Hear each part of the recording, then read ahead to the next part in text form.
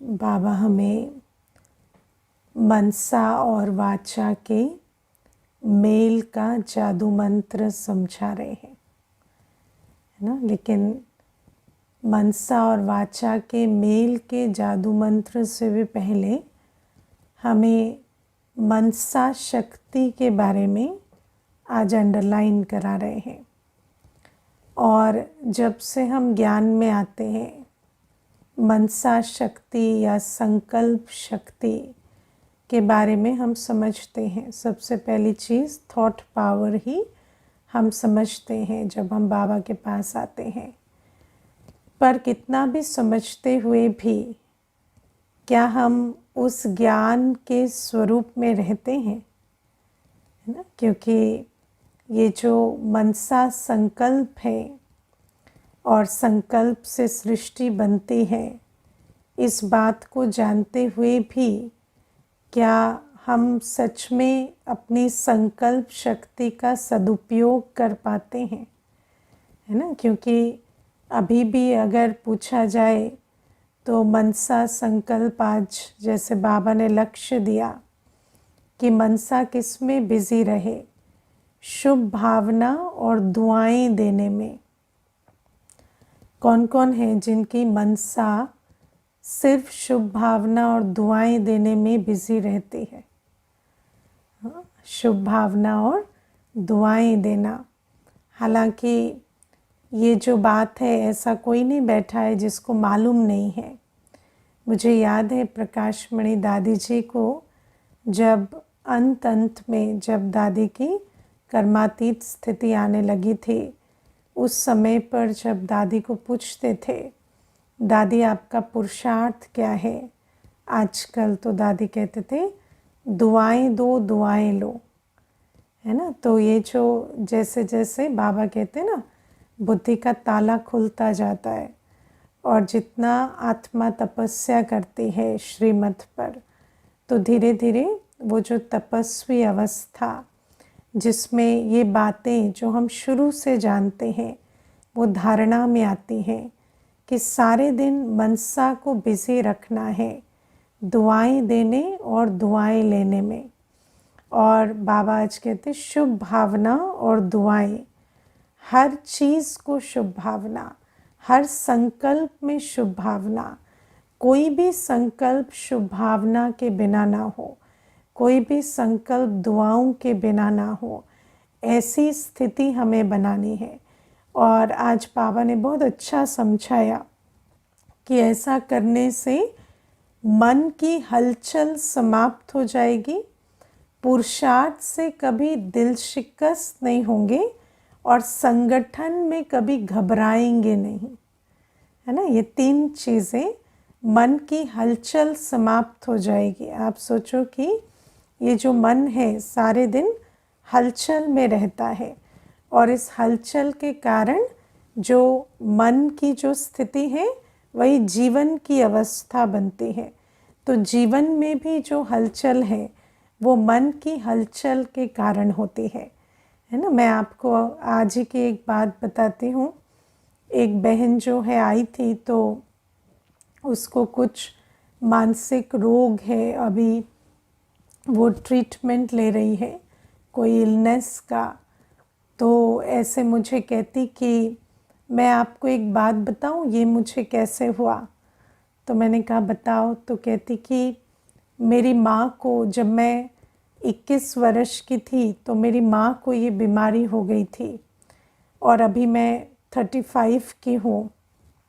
तो 14 वर्ष तक ऐसा कोई दिन नहीं होगा जब मैंने ये सोचा ना हो कि कहीं ये मुझे ना हो जाए। क्योंकि बचपन से जब से जन्म हुआ तो हर कोई कहता था ये बिल्कुल माँ पे गई है, माँ को देख लो, इसको देख लो, बिल्कुल फ़ोटोकॉपी है। और माँ की जो भी लाइफ रही, उनके जो गुण हैं, उनकी जो क्वालिटीज़ है, सिर्फ चेहरा नहीं, सब कुछ माँ जैसा है। तो फिर जब माँ को बीमारी हुई तो हमेशा संकल्प चलता रहा मुझे ना हो जाए, मुझे ना हो जाए। और मुझे ऐसा लगता है कि ये जैसे मैंने आह्वान किया और ऐसा भी नहीं है कि मुझे मालूम नहीं था, मालूम था, लेकिन फिर भी वो संकल्प चलते थे। और फिर कहती एक और संकल्प है ना। तो क्या संकल्प है जो चलता है दीदी, और सब कुछ मालूम है पर उसको रोक नहीं पाते, है ना। तो नई आत्मा, जिसको आत्मा का भी ज्ञान नहीं है, वो मुझे बता रही थी कि देखो दुनिया में हम लॉ ऑफ मैनिफेस्टेशन सुनते हैं, और ये बात भी मुझे मालूम है कि मेरे संकल्पों से ये बात हुई, लेकिन मेरे पिताजी ने बहुत जल्दी शरीर छोड़ दिया था और मेरी माँ ने हमें अकेले रेज़ किया। और मुझे संकल्प चलता है कई बार कि कहीं मैं भी ऐसे अकेले तो नहीं रह जाऊंगी। तो कहती कि मैं अभी भी ये संकल्प देखो वाणी से भी बोल रही हूँ, मुझे मालूम है ये नहीं लेना है, पर पता नहीं ये छूटता ही नहीं है। तो आप विचार करो कि दुनिया में भी लोगों को सब कुछ मालूम है, पर वो अपने ही संकल्पों से अपनी सृष्टि बना रहे हैं, और कहते भी हैं हम बनाना नहीं चाहते, लेकिन बना रहे हैं। क्यों? क्योंकि उनको ये नहीं मालूम कि मनसा संकल्प का करना क्या है। तो बाबा ने हमें कितनी अच्छी बात समझाई है कि ये जो मनसा है, मनसा शक्ति है, माइंड पावर, थॉट पावर, उसको कहाँ लगाना है? शुभ संकल्प रचने में और जो दुआएं देने में। अगर हम क्रिएटिव फोर्स में इसको नहीं लगाएंगे तो फिर नेचुरल है कि ये तो संस्कारों के वश उल्टी तरफ चलेगा। इसीलिए बाबा हमें कहते हैं कि इस मनसा संकल्प को हमें श्रेष्ठ तरफ या श्रीमत के आधार पर लगाना बहुत आवश्यक है। और इससे क्या होता? मन की हलचल समाप्त होती, और जितनी मनसा में एकाग्रता होगी उतनी ही जीवन में एकाग्रता आती है। क्योंकि हम इन बातों को चाहे अप्रिशिएट करें ना करें, पर हमारा सब कुछ, इस विश्व का हर सत्य का आधार क्या है?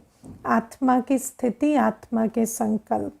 और मेरी जो पर्सनल जीवन है, जो एक्सटर्नल फैक्टर्स हैं, उसका आधार क्या है? मेरे संकल्पों की सृष्टि, जो मैं संकल्पों से रच रही हूँ।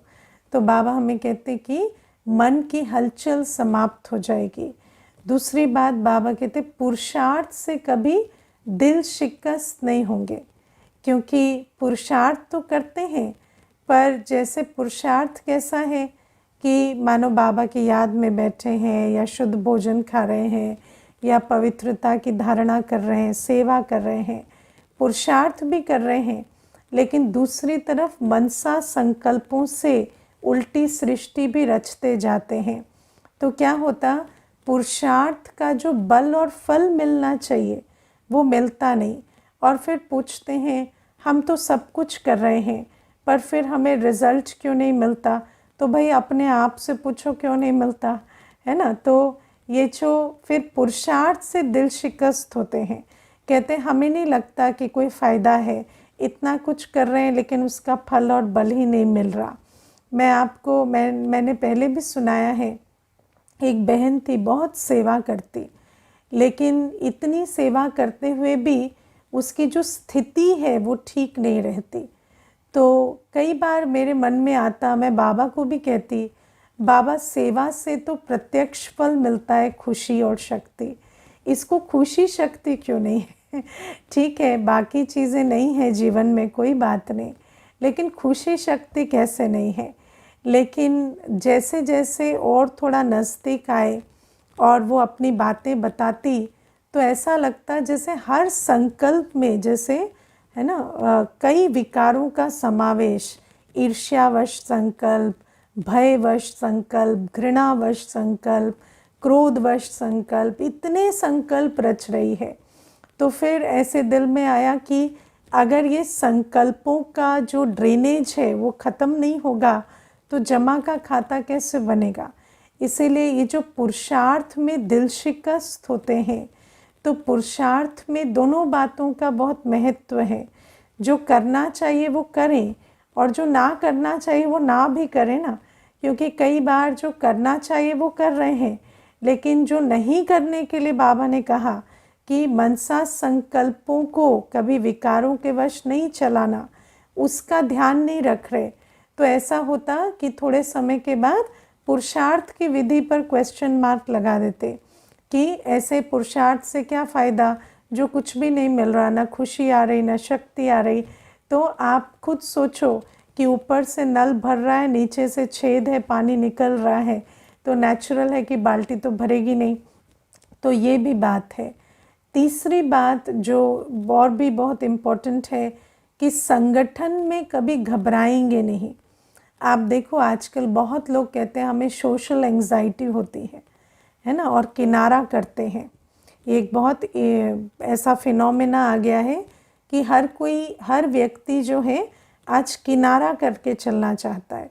क्यों? क्योंकि जैसे ही आत्मा के संबंध संपर्क में आती है तो कई प्रकार के संस्कारों को उनको जैसे फेस करना पड़ता है।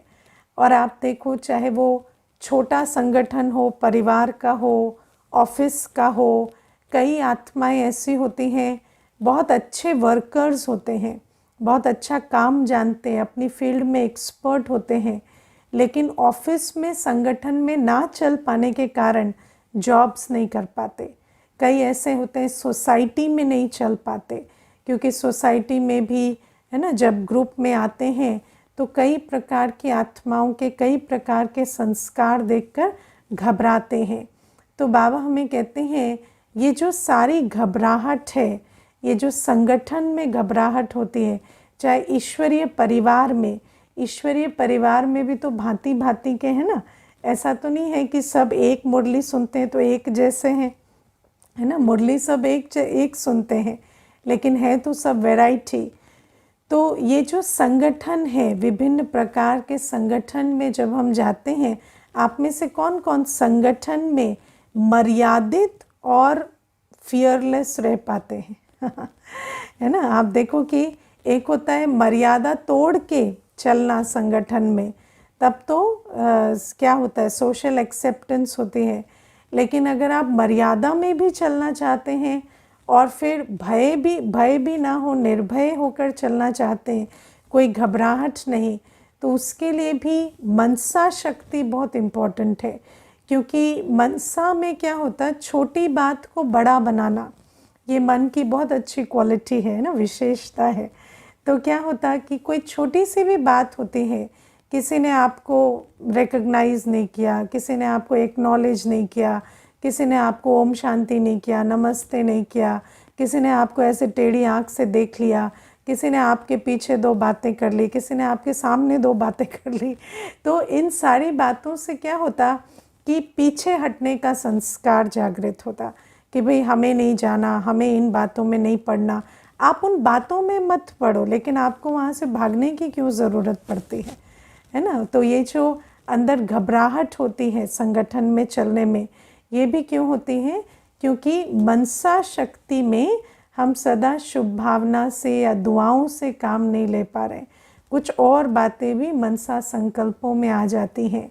तो इसीलिए बाबा हमें कहते कि ये माइंड की ट्रेनिंग है ना, चाहे एकांत में बैठे हैं, चाहे किसी के साथ हैं, चाहे कोई कार्य कर रहे हैं, कोई भी कार्य कर रहे हैं, अपने आप को देखो हर स्टेज पर, है ना। चाहे आप सब्जी ही काट रहे हैं, है ना, तो ऐसे नहीं कि ऐसा ना हो जाए, ऐसी ना कट जाए, ऐसे ना खराब ना निकल जाए, है ना। कोई चीज़ भी बना रहे हैं तो संकल्पों में क्या चलता है, सदा शुभ भावना चलती है, दुआएं चलती हैं या ऑपोजिट। तो ये ट्रेनिंग अपने आप को देनी पड़ेगी।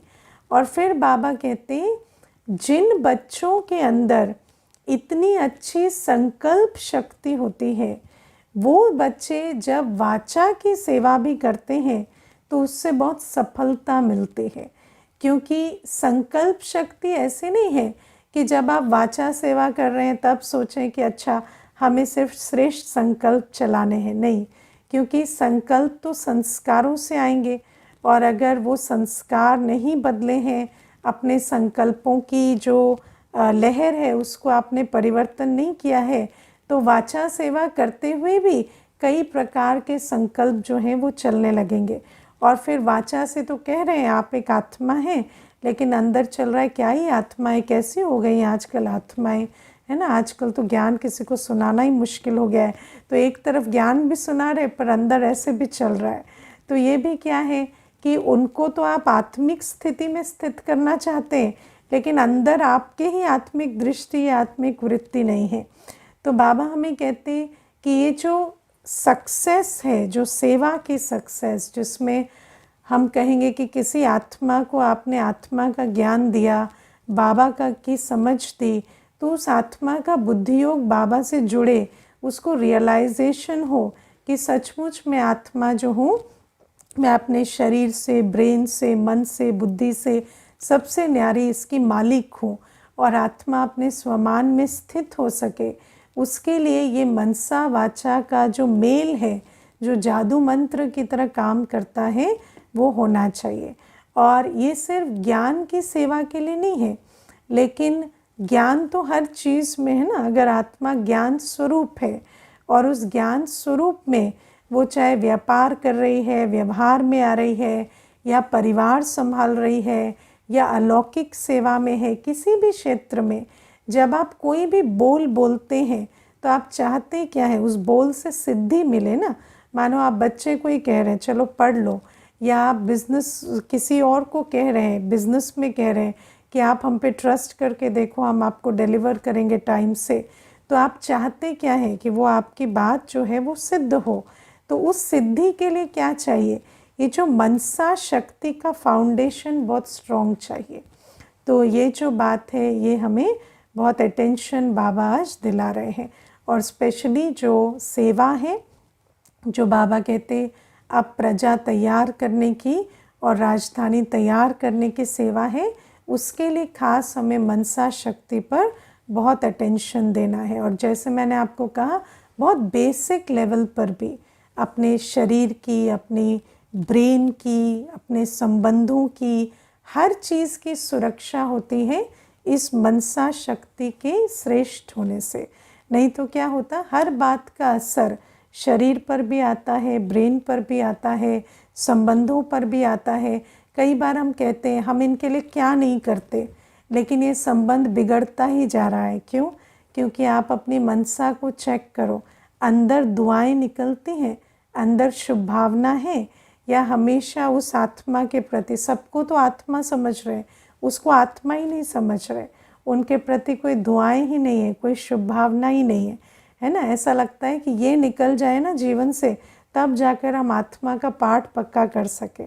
तो बाबा कहते इस प्रकार से अगर हम चलेंगे तो मनसा शक्ति से जो निर्माण होना चाहिए, उसकी बजाय उसी मनसा शक्ति से जो है उसका ऑपोजिट होता जाता है ना। मनसा सेवा करने के लिए अशरीरी बनना पड़ता है क्या? नहीं, आप अभी तो सिर्फ क्वालिटी पर फोकस करो, अपनी क्वालिटी ऑफ थॉट देखो। सबसे पहले जब हम अभ्यास करते हैं तो अभ्यास कैसे किया जाता है? पहली चीज़ होती है अवेयरनेस, है ना। जैसे आप मोस्टली हम किस स्टेट में रहते हैं? बाहर मुखी स्टेट में, है ना, बाह्य मुखी। हमको ये नहीं देख रहे मैं क्या सोच रहा हूँ, मैं सारे दिन क्या देख रही हूँ, आप क्या बोल रहे हैं, आप कैसे बैठ रहे हैं, आप कैसा व्यवहार कर रहे हैं। मैं ये नहीं देख रही कि मैं क्या सोच रही हूँ, है ना। लेकिन जैसे हम ज्ञान में आते हैं तो धीरे धीरे पहला अभ्यास हमें क्या सिखाया जाता है? अंतर्मुखी।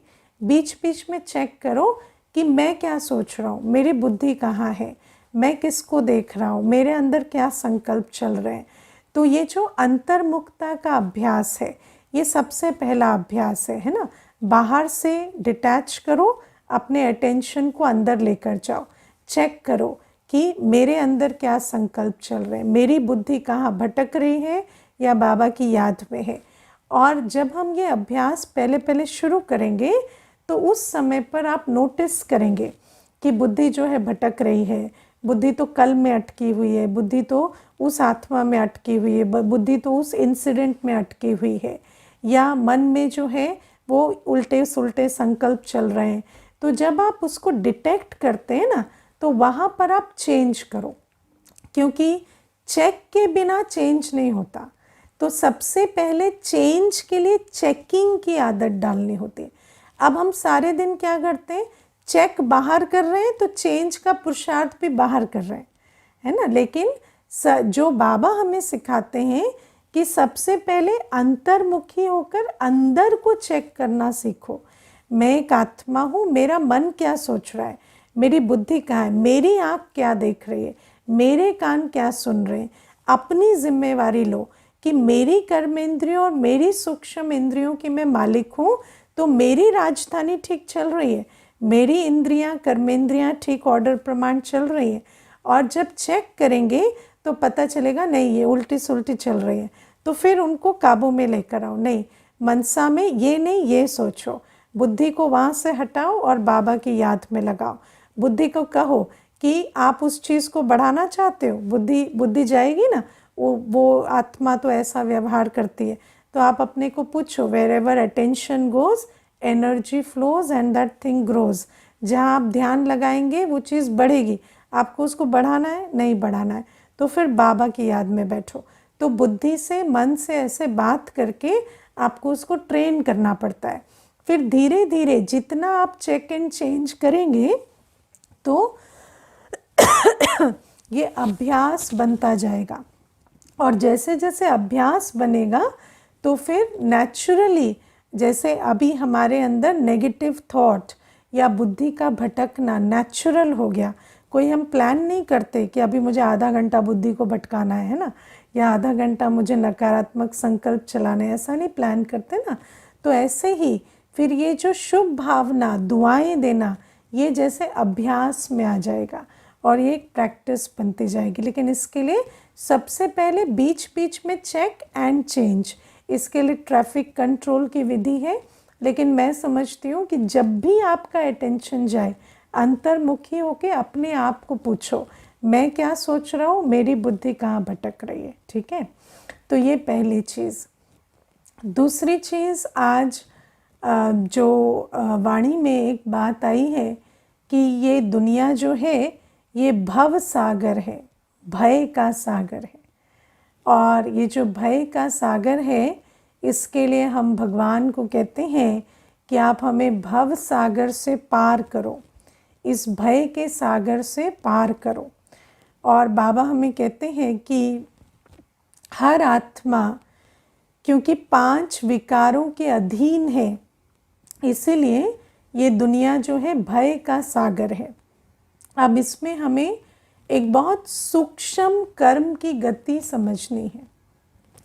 जब भी हम कोई भी कर्म विकारों के वश करते हैं, चाहे जानते हुए चाहे अनजाने में, तो उस कर्म से हमारे अंदर क्या आता है, भय आता है। उस कर्म से हमारे अंदर भय का जन्म होता है ना। आप देखना, छोटा बच्चा होगा ना, छोटा सा बच्चा होगा, मानो आपने उसको किसी चीज़ के लिए मना किया है, उसको मालूम है वो नहीं करना है, फिर भी वो जाकर करता है। तो जब कर लेता है और उसको नुकसान हो जाता है तो वो छिपा लेता है उस बात को। छोटा सा बच्चा है, लेकिन उसको मालूम है कि यहाँ पर ये बात बतानी नहीं है, और वो डरता भी है। तो चाहे छोटा सा बच्चा ही क्यों ना हो, जब उसको मालूम होता है कि ये बात नहीं करनी है और ये मैं कर रहा हूँ, तो उसको करने से उसके अंदर भय आता है। ऐसे ही हर आत्मा जब भी वो कर्म करती है जो नहीं करने हैं, तो उसके अंदर भय का जन्म होता है। और जितने आप नॉलेजफुल हैं, उतना आप अपने भय को समझ सकते हैं। कई बार मनुष्य जो है वो अपने अंदर के भय को समझ नहीं पाता कि मेरे अंदर इतना भय क्यों है, क्योंकि उसको कर्मों की पहचान नहीं। वो कह रहा है कि मैंने तो आज तक कोई पाप नहीं किया या कुछ गलत नहीं किया, लेकिन उसको अंदर से डर लग रहा है। तो मैं ऐसा समझती हूँ, डर हो, गिल्ट हो, शर्मिंदगी हो, लो कॉन्फिडेंस हो, ये स्वमान की कमी हो, कोई भी हिम्मत का कदम उठाने की कमी हो, ये सारी चीज़ें क्यों आती हैं? क्योंकि आत्मा जब विकारों के वश कर्म करती है तो ये सूक्ष्म कर्म की गति है जो आत्मा को भय के बंधन में बांधती है ना। तो ये बड़ी स्पिरिचुअल लॉ है। आप अगर आज देखेंगे, आप किसी भी आत्मा को जो बहुत पीड़ित है ना, उसको अगर आप पूछेंगे, आपके अंदर कोई गिल्ट है, आपको डर लगता है, तो वो आपको बताते हैं कि हाँ, हमें ये गिल्ट है या ये कर्म हमने किया। इसीलिए तो बाबा हमें ये विधि भी बताते हैं ना। बाबा हमें जो भी श्रीमत देते हैं, वो श्रीमत बहुत इम्पॉर्टेंट है, क्योंकि बाबा हमें कहते हैं अपनी जीवन कहानी, जो भी बातें आपको मालूम है कि हमसे काम, क्रोध, लोभ, मोह, अहंकार वश हुई, अभी जब हम बाबा के बनते हैं और हमें पहचान मिल जाती है कि इन विकारों के वश जो कर्म हुए, वो कर्म पाप कर्म के खाते में जाते हैं, तो बाबा हमें कहते हैं कि अब ये विधि अपनाओ कि अपने सारे पापों का लेखा जोखा बाबा को सबमिट कर दो। क्योंकि जब हम बाबा को सबमिट करते हैं तो एक तरह से हम बाबा के साथ क्या कर रहे हैं, एक रिलेशनशिप बना रहे, सत्यता का। और इसमें फिर बाबा हमें कहते हैं कि मैं तुम्हें शक्ति देता हूँ उस बात को पार करने की। आप में से कईयों का ऐसा अनुभव है, कई बार हमें बताते हैं कि मान लो कोई बात है जो अंदर बहुत तकलीफ़ दे रही थी, लेकिन बाबा को पत्र लिखा, कई बार वो पत्र तो हमने पढ़ा भी नहीं, है ना, व्हाट्सएप पे ही लिखा ना। कई ऐसे होते लिख के दे देते, लिख के ना, और फोटो ये स्नैपशॉट लेके भेज देते। तो क्या होता, बहुत छोटी छोटी हैंड राइटिंग होती है, अब उसको जूम कर करके कौन पढ़े, तो नहीं पढ़ा, है ना। तो नहीं भी पढ़ा, मानो हमने पढ़ा तक नहीं, लेकिन फिर भी क्योंकि आपने बाबा को दिया, अब हम बताते नहीं है कि हमने आपका खत नहीं पढ़ा क्योंकि फिर है ना कि सबको ऐसा लगता है कि दीदी ने पढ़ा नहीं। लेकिन वास्तव में मैं आपको प्रैक्टिकल ये बात बताती हूँ, कई बार आत्मा जो है सत्यता के इंटेंशन से चिट्ठी लिखी, बाबा को अपना सारा लेखा जोखा दिया, हमने तो पढ़ा भी नहीं, लेकिन उस आत्मा को ऐसा लगता है बाबा से वो जो शक्ति और स्नेह मिलता है, तो ऐसा लगता है कि वो जो कर्म अभी तक रोक नहीं पा रहे थे, वो कर्म जैसे एकदम से बदलने की शक्ति आ गई। तो बाबा हमें कहते हैं इतनी हिम्मत, इतनी मैं तुम्हें मदद, इतना सहारा मैं तुम्हें देता हूँ। इसीलिए ये जो कर्मों का लेखा जोखा है, ये हमें देने की बाबा राय देते। दूसरी बात, बाबा हमें कहते हैं जब हम बाबा के बन जाते हैं तो एक चीज़, हम विकारों के वश कर्म बंद करते हैं, क्योंकि ये जितने विकारों के वश कर्म होंगे उतना भय आएगा।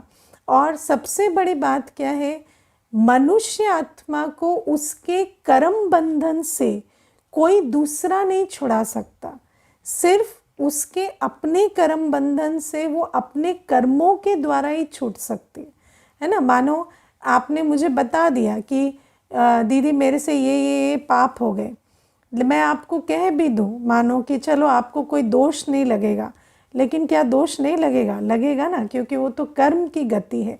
इसीलिए बाबा हमें कहते हैं कि ये जो 63 जन्मों का हमारे ऊपर पापों का बोझा है, जैसे वो कर्मों से बना है, इसीलिए अब हमें श्रीमत प्रमाण, हम जो एक एक कर्म करते हैं ना, बाबा हमें कर्म सिखलाते हैं। क्या कर्म? याद का कर्म, है ना, हर इंद्रियों से पवित्र बनने का कर्म, मनसा वाचा कर्मणा तन मन धन सेवा करने का कर्म। तो बाबा ये जो हमें कर्म सिखलाते हैं ना, कि बाबा की याद में रहना, कर्म योगी बनना, इन हर इंद्रियों से पवित्रता की धारणा करना, और मनसा वाचा कर्मणा तन मन धन सेवा करना, ये जो कर्म है ये हमें कर्म बंधन से छुड़ाने वाले कर्म हैं। तो इसीलिए बाबा हमें कहते हैं कि ये जो कर्मों के कारण जो भव सागर में हम फंसे हैं, उस भव सागर से निकलकर अगर हमें उस निर्भयता की दुनिया में जाना है ना। कभी आप सोचो, कभी लक्ष्मी नारायण को किसी बात में भय लगेगा? शरीर छूटने का भय, संबंध के बिगड़ने का भय, राज्य के खो जाने का भय, कभी ऐसे भय नहीं होगा। क्यों भय नहीं होगा? क्योंकि ये जो अभी के कर्म हैं, जिनसे हम इस कर्म बंधन के चक्र को तोड़कर उस बिना कर्म बंधन की दुनिया में जाएंगे तो इस कारण से वहाँ भय नहीं होगा, और जहाँ भय नहीं होगा वहाँ पर वो भय की सृष्टि भी नहीं बनेगी। तो बाबा इसीलिए हमें जो मुख्य बात समझाते हैं वो ये कि पापवश जो भी विकारों के वश कर्म होते हैं उससे हमारे अंदर भय जागृत होता है। मैं आपको इसमें एक बात बताती हूँ। एक बार एक भाई आए थे, तो वो किसी ऐसे गवर्नमेंट डिपार्टमेंट में थे जहाँ बहुत करप्शन था। तो फिर ऐसे मुझे कहते कि मुझे ना ऐसे बैठे बैठे लगता है जैसे मुझे हार्ट अटैक हो जाएगा, इतना डर लगता है, इतना ऐसा लगता है। तो मैंने उनको पूछा, आपने ऐसा क्या किया है जो आपको ऐसा लगता है? तो बहुत हंसे, मुझे कहते हैं कि ऐसा कुछ नहीं है दीदी जो नहीं किया है, सब कुछ किया है ना। तो मैंने उनको कहा, अब जब सब कुछ किया है तो फिर डर तो लगेगा ना।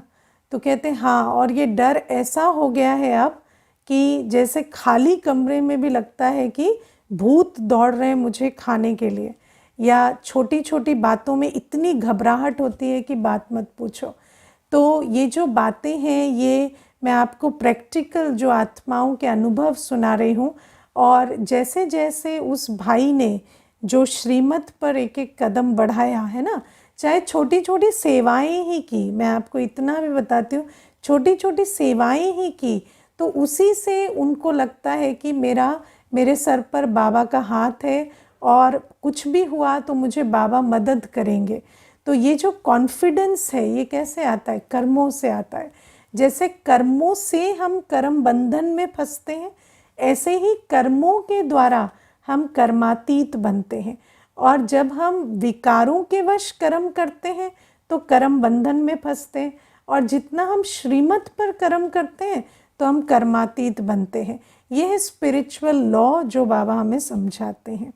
और फिर आज बाबा ने कहा कि अगर आत्मा निर्विकारी है तो फिर बुद्धि जो है वो यथार्थ निर्णय करती है ना। आत्मा जितनी निर्विकारी है उतना बुद्धि यथार्थ निर्णय करती है।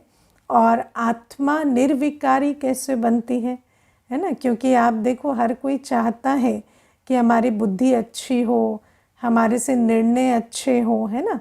निर्णय कब अच्छे होते हैं? जब आप सही समय पर सही कर्म आपको सूझे, ऐसा कर्म जो आपको आदि मध्य अंत सुख दे। ऐसा कर्म नहीं जो अभी लगे कि सुख दे रहा है और बाद में लगे कि नहीं दुख दे रहा है।